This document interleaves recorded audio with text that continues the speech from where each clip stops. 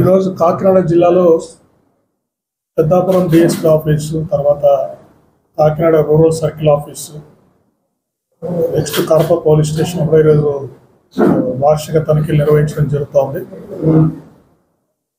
So ఓవరాల్గా ఇక్కడ అన్ని ఎప్పటికప్పుడు లా అండ్ ఆర్డర్ ఇష్యూస్ అన్ని ఎస్పీ గారు ఎప్పటికప్పుడు సమీక్షిస్తూ తగిన చర్యలు తీసుకుంటున్నారు.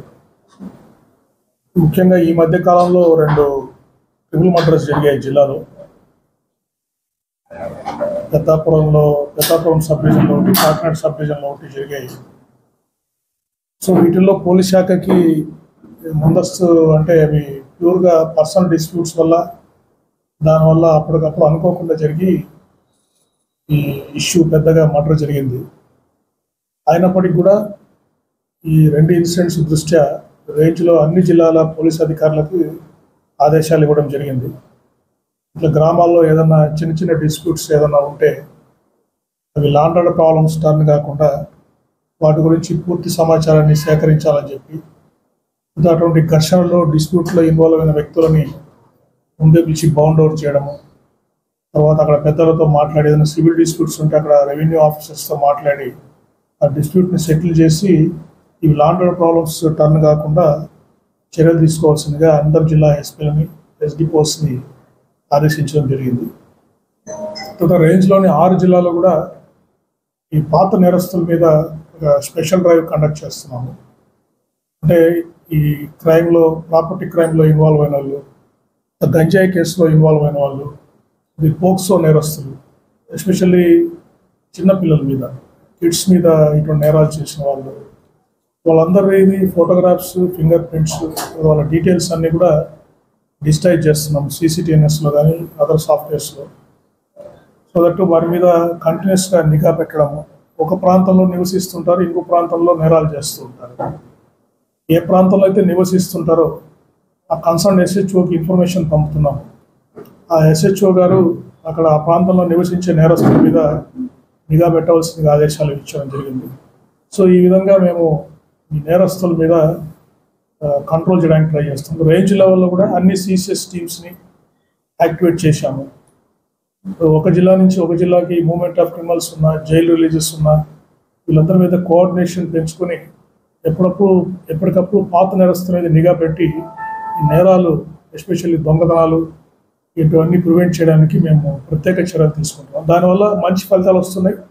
చాలా జిల్లాల్లో దొంగలు దొరుకుతున్నారు, ప్రాపర్టీ కూడా రికవర్ అవుతుంది. చాలా దొంగతనాలు కూడా మాకు క్లూస్ వస్తున్నాయి, వాటిని ఫాలోఅప్ చేస్తున్నాం.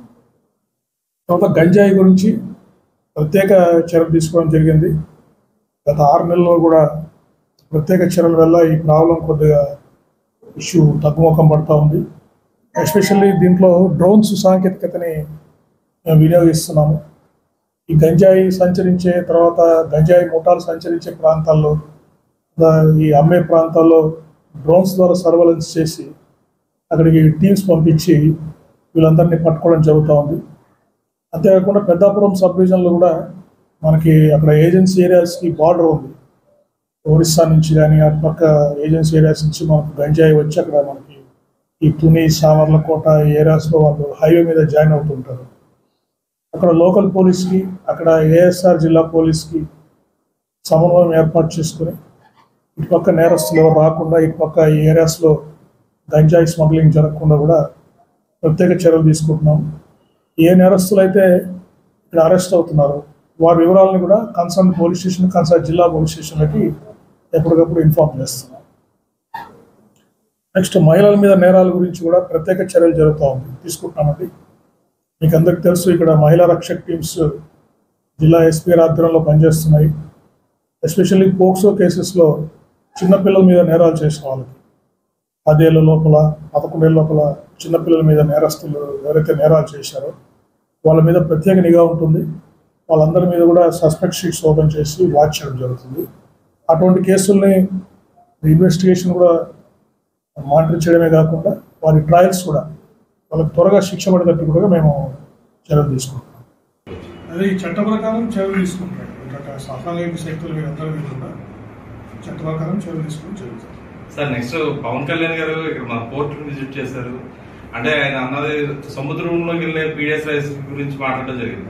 కానీ పోలీసులు కనుసంధానంలో అంటే పీడిఎస్ రైస్ కి సంబంధించి చెక్ పోస్టులు ఇంకా పెంచే అవకాశం ఉందా, లేకపోతే అదే స్థాయిలో అన్ని కూడా సమీక్షించి ఇంకా స్ట్రెంథన్ చేస్తామని నెట్వర్క్.